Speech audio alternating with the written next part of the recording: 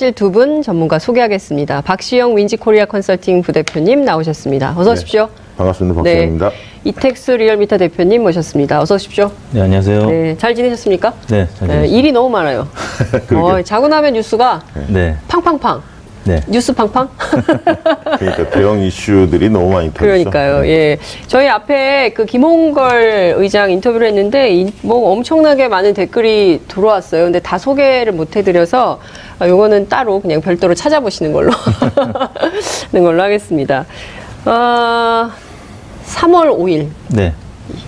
3.15 부정선거만큼 유명해지는 날이 될 것 같아요. 정말 역사적인 날이었는데요. 합의해온 6개 항이 발표가 돼서 국민들이 네. 깜짝 놀랐습니다. 네. 이게 가짜뉴스 아니냐. 네. 뭐 기자들 사이에서는 야근하는 기자들이 이거 가짜뉴스 아니야? 뭐 이런 얘기까지 나왔대요. 이렇게까지 파격적으로 합의를 줄이야. 뭐 이런 얘기가 나왔다고 하는데 우리 국민들께서는 어떻게 보셨는지. 네, TBS 의뢰로 저희가 3호 남북 합의에 대한 국민들의 의식 조사를 했습니다. 남북 정상회담 개최, 또 북한의 비핵화 의지, 그리고 북미 대화 용의 확인 등 6개의 항목에 대한 남북 합의에 대해서 국민들 중 10명 중 6명가량이 60.3%가 긍정적 답변을 했고요. 31.5%, 그의 절반가량인 31.5%가 부정적 의견을 나타냈습니다. 지정당별로는 민주당 지지층이 86.6%, 10명 중에 9명가량이 긍정평가를 했고요. 정의당이 78.5%, 10명 중에 8명가량이 긍정평가했습니다. 그 다음에 민주평화당 지지층이 63.5%, 반면에 자유한국당 지지층은 긍정평가는 18.1%에 그쳤고, 부정평가가 68.6%로 10명 중에 7명가량이 부정평가했습니다. 바른미래당도 부정평가가 53%로 긍정평가 28.1%에 비해서 부정평가가 높은 것으로 나타났고요. 연령대별로는 40대가 긍정평가가 가장 높았습니다. 75.4%, 30대가 67.3%, 그 다음에 20대가 57.4%로 나타났고요. 50대도 54.8%로 이제 과반을 넘었는데 60대 이상은 과반에 살짝 못 미치는 49.5%만 긍정평가를 했고 부정평가가 39.4%로 60대는 다른 40대, 30대, 20대보다는 연령대별 격차가 크진 않았는데 이제 관심의 대상이 20대가 역시 40대나 30대보다는 좀 보수적인 응답을 나타냈다.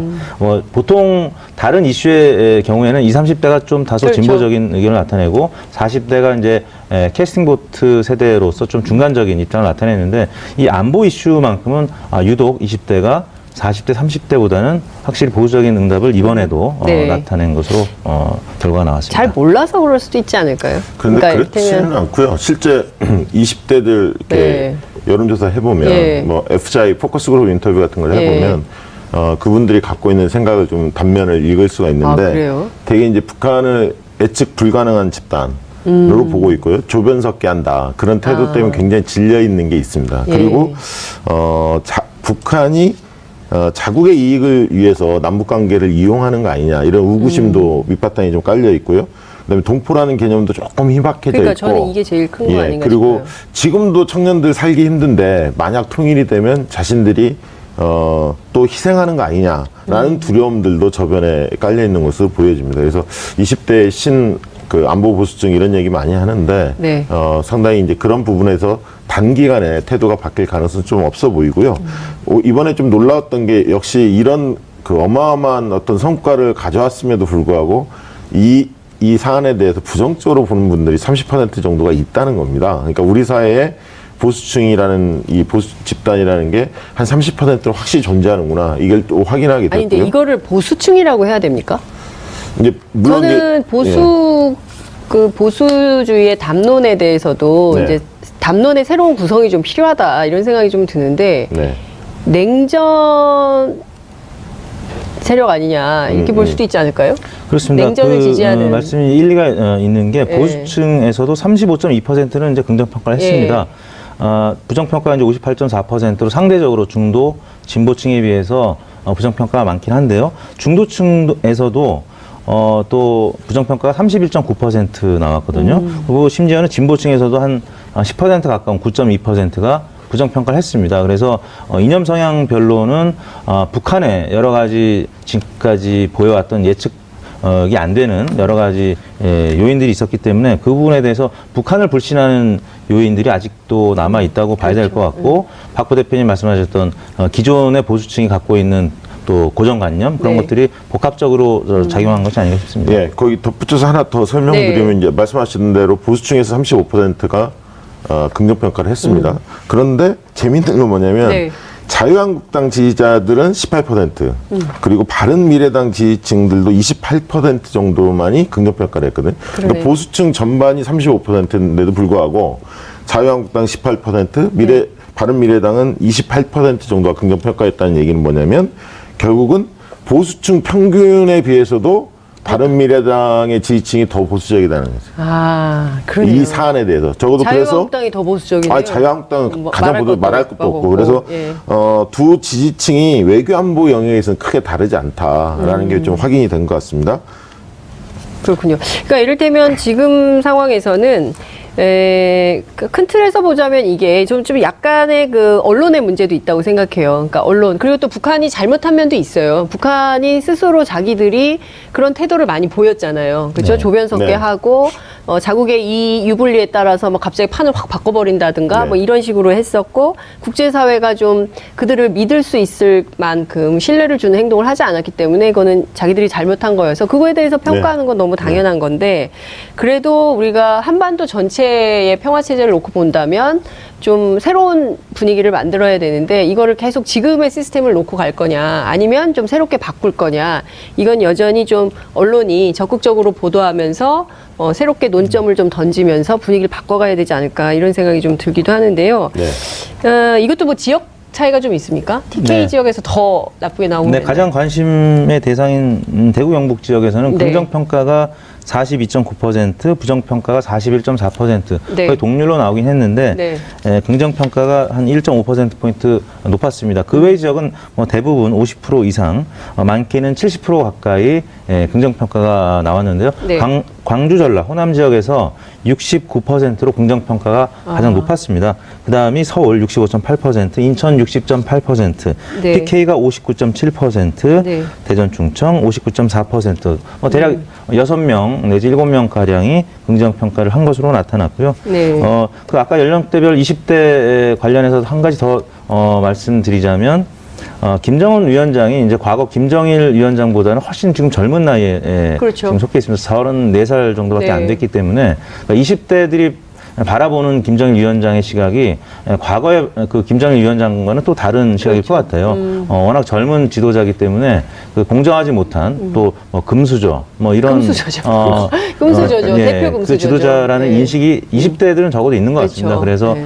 그런 부분에서는 좀 더 부정적인 시각이 그럴 수 30대, 40대에 비해서 있겠네요. 높은 그렇죠. 것이 아닌가 싶습니다. 예. 맞네요. 네. 대표적인 금수저 맞기 때문에 우리 20대 청년층이 보기에는 쟤 뭐야. 사실 이런 굉장히 생각 가질 수 있죠. 좀한 2, 3년 전만 해도 네. 김정은 위원장과 이 대한민국의 지도자가 만나는 정상회담이 어색했었습니다. 근데 네. 워낙 한반도 긴장이 최고조로 아주 어려운 상황이 됐었기 때문에 지금은 그리고 이제 북한 체제도 어느 정도 안정이 됐고 네. 그런 차원에서는 이제 조금 자연스러워지긴 했습니다만 20, 30대가 봤을 때는 조금은 그런 차원에서 네. 연령대별 지지를 본다라고 하면 부정평가 조금 높은 요인이 아니겠습니까? 정의당, 민주평화당 지지층의 부정은 왜 그렇게 많죠? 그리고 또 이런 댓글이 있습니다.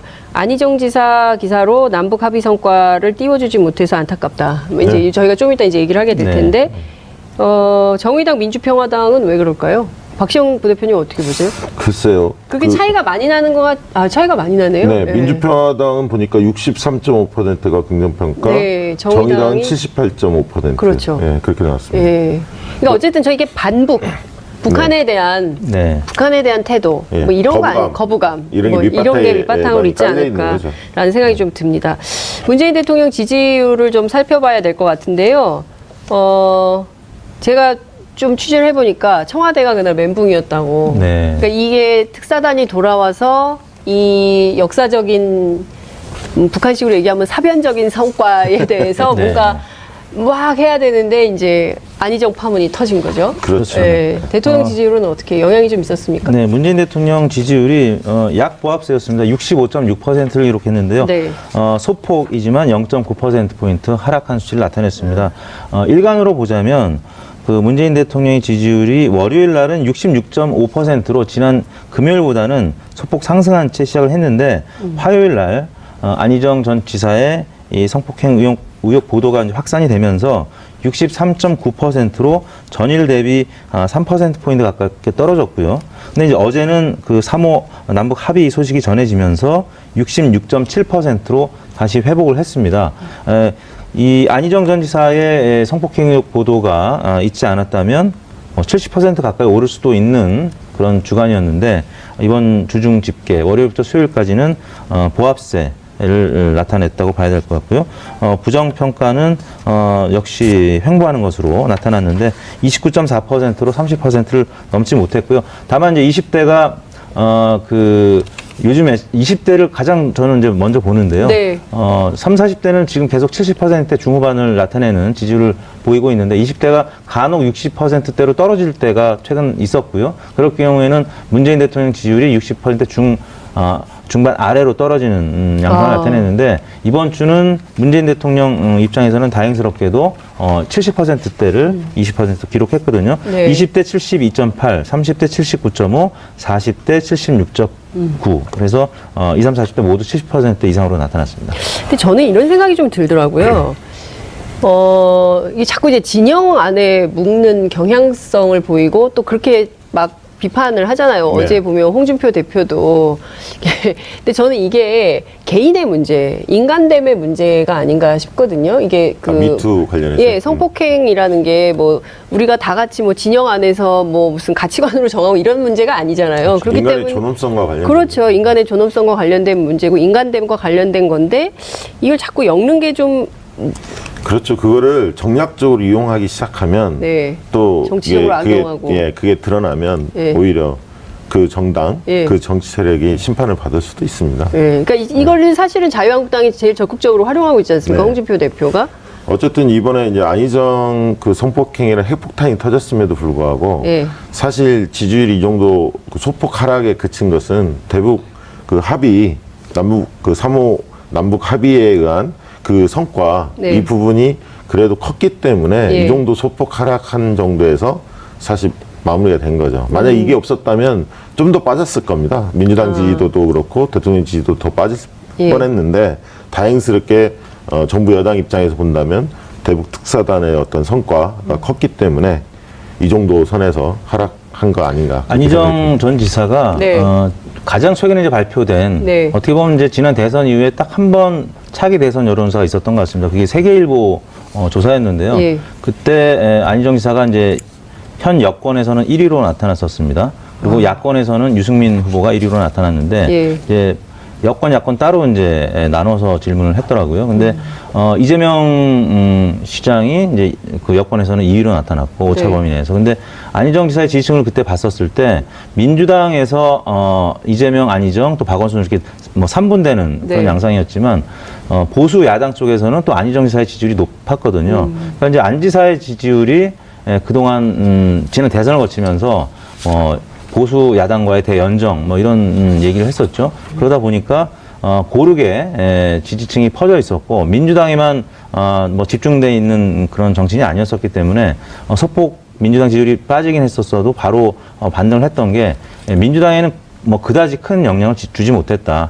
뭐 예를 들어서 조금 더 진보 성향으로 보이는 뭐 이재명, 박원순 뭐 이런 후보가 만약에 이제 그런 추문에 휩싸였다면 민주당 지지율이 조금 더 빠질 수 있었을 텐데 가장 그 보수 야당이 선호하는 또 정치인 중에 한 분이었기 때문에 뭐 그다지 민주당에 아주 큰 악재로 작용하지는 않은 것 같다. 그리고 민주당이 뭐 워낙 빠르게 대처를 하지 않았습니까? 네. 한 2시간 만에 바로 이제 제명 조치를 했는데 그런 모습에도 저 민주당 지지층이 좀 반응을 한 것 같습니다. 그러니까 저는 굉장히 정당 대표가 여성이어서 참 다행이다 네, 이런 그런 면도 생각을 있죠. 네. 했던 게 신속하게 했다는 신속하게 추미애 네. 대표가 이제 간밤에 문자 메시지를 보내셨는데 엄마의 마음으로 네. 그냥 넘어갈 수가 없다. 그리고 내 딸, 우리 네. 딸들이 살아가야 되는 이 세상 여기서 확 바꿔야겠다 이런 말씀을 하시더라고요. 그러니까 무슨 얘기냐면 이게 그 감수성이 좀 네. 다르거든요. 이런 상황을 보는 시각이 훨씬 더 예, 그 기민하고 예민하기 때문에 아마 이렇게 빠른 결정과 처리가 네. 가능하지 않았을까. 네. 근데 안희정 지사도 빠르게 기자회견을 취소했더라고요. 명분 없지 않나요? 이 기자회견 하는 것 자체가 사람들이 볼 때 좀 의아하게 생각했는데. 아니, 자기를 빨리 검찰이 저기 그 수사해 달라는 거 아니겠어요? 네, 그렇게 발표를 했죠. 어. 근데 실제로 이제 그 안희정 지사가 대선이 끝난 이후에 네. 안희정 지사를 만났던 분들의 이야기를 들어보면 좀 멘탈이 굉장히 그 깨졌다. 그러니까 여러 가지 지금 컨디션이 굉장히 안 좋고 약간 뭐랄까요 후유증이 큰 것 같다 이런 얘기들을 많이 했습니다. 이게 무슨 얘기예요? 그러니까 이재명 시장 같은 경우는 대선이 끝난 다음에도 네. 자기 뭐 그 정도 지지율 받은 것 그 자체가 상당히 고맙고 감사한 일이다. 네. 그런 어떤 좀 긍정적으로 그걸 받아들였는데 네. 대선 때 이제 그 여러 지지자들의 어떤 논란에 좀 많이 휩싸였죠. 특히 이제 그 진보층에서 많이 공격을 받지 않았습니까? 연정 문제 관련해서 네. 안희정 지사가 그 뒤로 연정, 선의 뭐 예, 이런 뭐 거. 선의 뭐 예. 이런 등등의 그래서 이제 실제로 이제 대선 이후에 상당히 상태가 그렇게 좋지는 않았던 그런 얘기들이 우려들이 간혹 들려왔었습니다. 그러다 이번 이런 일까지 벌어질 거라고 누구도 생각을 못했던 사안인데 아무튼 굉장히 충격적이었습니다. 여튼 아니, 이게 민주당의 대선 후유증이라고 보기에는 다른 피해자들을 보면 이 뭐 좀 어떤 상황인지는 모르겠지만 그렇게 아니, 그러니까 그것 때문에 대선 이것, 후유증하고 아니, 그러니까 그것 때문에 이게 예. 일어났다는 게 아니라 예. 아, 그건 아니죠? 상태 자체가 상태 굉장히 자체가. 이렇게 불안정한 느낌을 계속 받아왔다는 거죠. 네. 좀 이완돼 있다는 뭐 그런 느낌으로 받아들여지는데요. 여하튼 민주당이 이런 발빠른 조치 때문에 민주당의 지지율이 하락은 했습니다만 2.4%포인트 하락한 47.6%를 기록했는데요. 민주당도 그 화요일 날, 당일 날 좀 지지율이 많이 빠졌다가 어제 좀 회복을 했거든요. 화요일 날 47.3%까지 빠졌다가 어제 47.7%로 하락세를 멈추고 약간 반등하는 모습을 나타냈는데 역시 당 차원의 빠른 조치가 영향을 미친 것 같고요. 한국당은 1.1%포인트 하락한 18.6%, 그다음에 바른미래당이 공식 창당 이후 2주 만에 처음으로 반등을 했습니다. 민주당과 한국당의 지지율이 빠지다 보니까 바른미래당이 반사이익을 본 것 같은데 2.3%포인트 오른 9.1%, 잘하면 10%를 도달할 수 있는 그런 지지율까지 나와서 지금 안철수 전 대표의 전면 복귀 얘기가 지금 다시 나오고 있는 상황이고요. 정의당이 5.8%로 역시 1.3%포인트 하락했습니다. 다음으로 민주평화당이 워낙 올랐네요. 이제 1.8 올랐어요. 아니요, 1.8 떨어졌습니다. 민평당은 떨어졌어요? 2.7%로 0.3%. 아니 정의당이요. 네, 정의당은 올랐습니다. 올랐죠. 5.8%, 1.3% 예. 올랐고요. 민평당은 이제 워낙 빅 이슈들이 있는 과정에서 좀 그 언론 보도량이 줄어들면서 지지율이 좀 빠졌습니다. 네. 어쨌든 지금 보면 바른미래당이 오른 것은 어떤 이유가 있다고 봐야 될까요? 민주당과 이제 한국당에서 지지층이 일부 이탈하면서 빠지니까. 바른미래당으로 갔고요. 그러다 보니까 호남에서 사실 바른미래당이 안철수 전 대표가 소속돼 있는 정당임에도 불구하고 지난주에 네. 5%도 안 되는 지지율로 그 민평당에 뒤지는 지지율을 나타냈었는데 이번 주에는 호남에서 다시 민평당보다는 조금 앞서는 네. 결과를 나타냈습니다. 앞서 네. 저희가 잠깐 얘기하다 말긴 했는데요. 네. 그 자유한국당이 이 국면을 무슨 뭐 좌파 운동권의 무슨 성문화 뭐 이런 식으로 이제 그 폄훼하면서 문제를 계속 삼고 있는데 이 자체가 좀 그 정당 지지에 큰 영향이 있을까요? 어떻게 그러니까 이제 보십니까? 일간으로는 자유한국당 지지율이 화요일 날 네. 민주당 지지율이 빠지면서 한국당이 반사이익을 본 측면이 있습니다. 근데 수요일 날 3호 남북 그 합의가 발표되면서 네. 다시 한국당 지지율은 좀 빠진 거죠. 아, 그렇군요. 근데 과거에 이제 그 새누리당이 전신이잖아요. 그렇죠. 전신이 새누리당인데 그 당시에 여러 사건들이 굉장히 네. 많았지 않습니까? 예. 정부 여당 자한당의 예. 성추행 리스트인가 이게? 예. 굉장히 많군요. 예. 정두원 국회의원도 있었고요. 2003년부터 예. 심학봉 최근에 서장원 포천시장, 예. 박기태 전 국회의장도 있었고 또 김무성 전 대표도 있었고요. 굉장히 많았죠, 사실은. 그래서 네. 새누리당이 이런 목소리를 새누리당의 전신이었던 후신인 네. 자유한국당이 이런 메시지를 내는 게 국민들한테 뭐 어떻게 전달될지 저는 좀 별로 한국당은 워낙 이제 그런 인식이 많이 국민들한테 네. 아, 워낙 그런 당이다 이런 거예요. 네, 그래서 한국당이 뭐 그런 뉴스가 나오면 그다지 놀라진 않죠. 근데 이제 네. 안희정 지사는 워낙 충격을 많이 줬던 사건이기 네. 때문에 여전히 오늘까지도 회자가 되고 있는 것 같고요. 근데 이제 댓글을 보면 한국당 소속 의원들이 이와 관련해서 혹은 뭐 바른미래당 소속 의원들이 이와 관련해서 민주당을 비판을 하면은 댓글들이 좀 이제 더 비판적인 내용들이 또 밑에 달리더라고요. 이제 네. 그런 차원에서 본다면 자유한국당은 이 부분과 관련해서는 좀 네. 자유롭지는 못한 것 같습니다. 지금 이제 국회에서 미투 운동이 이제 네. 막 벌어지고 있지 않습니까? 이게 어떻게 흘러갈지 좀 봐야 할 것 같습니다. 그리고 이게 지금 미투 운동이 완료형이 아니라 진행형이기 그렇죠. 때문에 예. 어디로 튈지 어느 선까지 갈지는 좀 더 지켜봐야 어제 자유한국당의 정태욱 의원이 저희 방송 출연하셔서 곧 우파도 나올 거다. 뭐 그렇겠죠. 예, 이제 이런 얘기를 했습니다. 그러니까 저는 이런 성범죄에 좌우가 어디 있고 진보 보수가 어디 있나 싶어요. 그러니까 인간에 대한 존엄성, 인간을 대하는 기본적인 태도, 네. 평등한가 불평등한가 굉장히 많이 문화가 바뀌고 있다고 해요. 옛날에는 뭡니까 전날 마신 커피잔 같은 거 아침에 일찍 오는 여직원이 다 치우고 그랬는데 네. 어떤 대기업에서는 그거 싹 없앴다 그러더라고요. 네. 그러니까 그런 식으로 그동안 있었던 불평등한 문화가 양성평등의 시대로 나갈 수 있는 네. 계기가 되지 않을까 싶은데 두 분 왜 둘 다 갑자기 손을 공손하게 모으고 그러시죠? 뭐 이게 이제 그렇게까지 이 갑자기 문화- 두 분이 손을 이렇게 공손하게 모으시고 왜 그러세요? 평소 안 그러셨잖아. 원래 이러고 원래- 있었어요. 아, 원래 그러셨습니까? 예, 예. 아, 원래 이렇게 공손하셨어요? 오늘따라 이렇게. 예. 오늘따라 더. 펜스가 막 서질 수 있다는 펜스를. 뭐. 근데 이게 이 펜스요? 사안이 공천 기준을 각 당이 네. 엄격하게 이제 적용할 겁니다. 네. 그런 긍정적인 게 있고요. 과거에 이제 유권자들도 자세보다는 능력 쪽을 많이 따져봤는데 이제는 공인으로서의 자세를 갖췄는지를 꼼꼼하게 아마 들여다볼 것 같습니다. 네.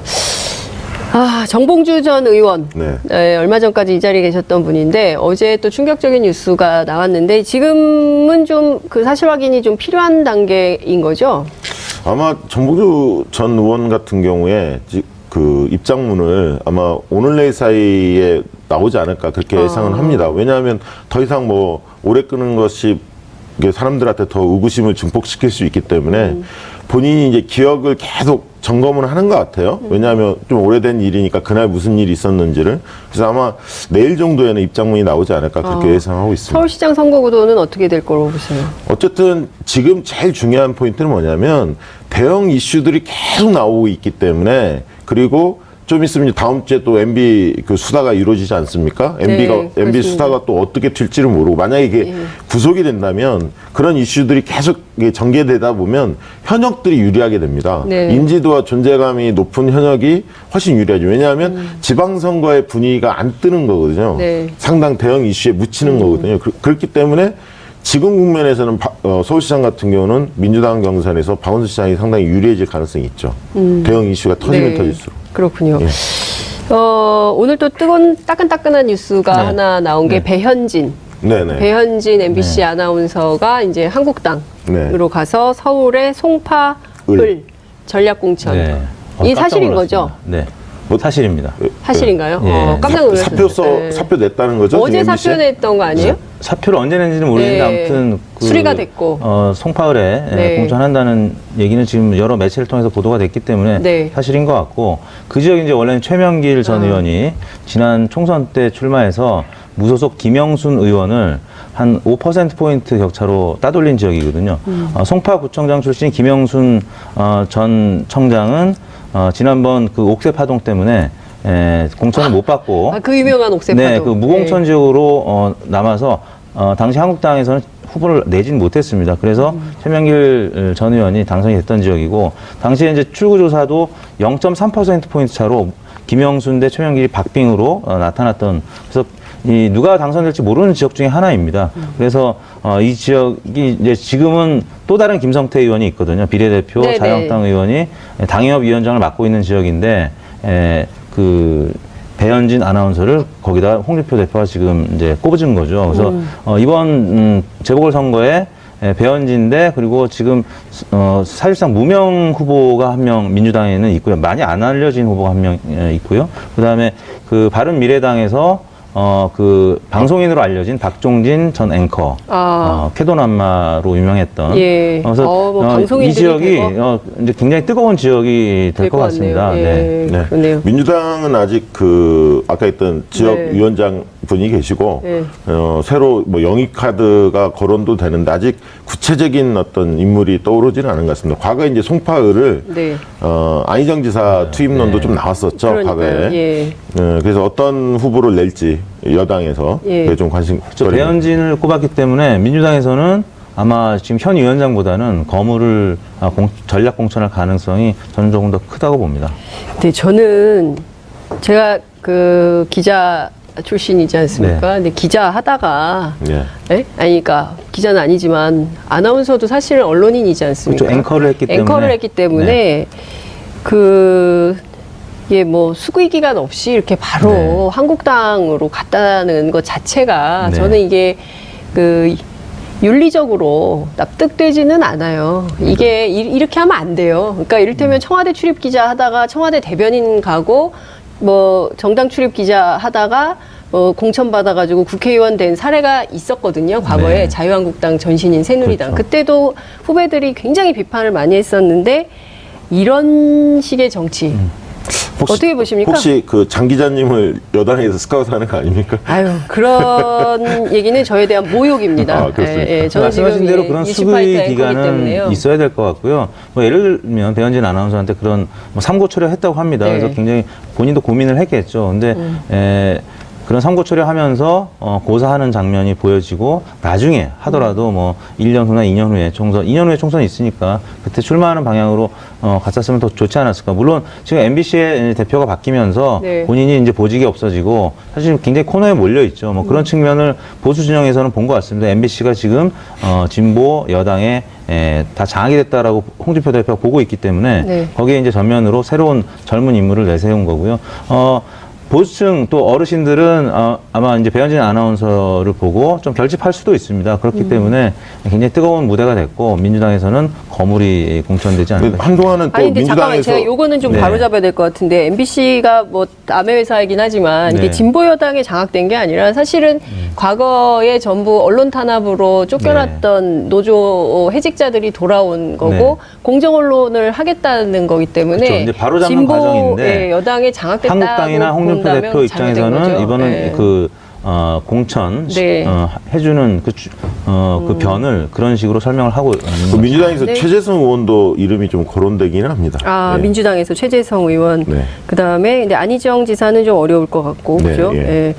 어쨌든, 뭐, 화려하네요. 배현진, 박종진, 뭐, 민주당에서 그렇죠. 또 어떤 네. 인물을 내세울지. 그리고 전직 국회의원이 MBC 출신이에요. 최명길 의원. 네. 예, 최명길 의원도 그러네요. MBC 기자 예. 출신이거든요. 네. 그러니까, 어떻게 될지. 민주당 재밌게 입장에서는 이 봐야겠네요. 지역을 빼앗길 수 없는 네. 어떻게 보면 자존심 싸움이 될 수밖에 없거든요. 네. 배현진 아나운서가 만약에 국회 입성하게 된다라고 하면 네. 민주당 입장에서나 또 MBC 또 많은 언론사 입장에서는 굉장히 충격받을 수밖에 없기 때문에 네. 굉장히 총력전을 하지 않을까 싶습니다. 네. 무슨 드라마 같아요, 저는. 네, 그렇지 않습니까? 그렇습니다. 지금 뭐, 유명 드라마가 하나 있긴 한데, 비슷하다, 이런 네. 생각이 좀 들기도 합니다.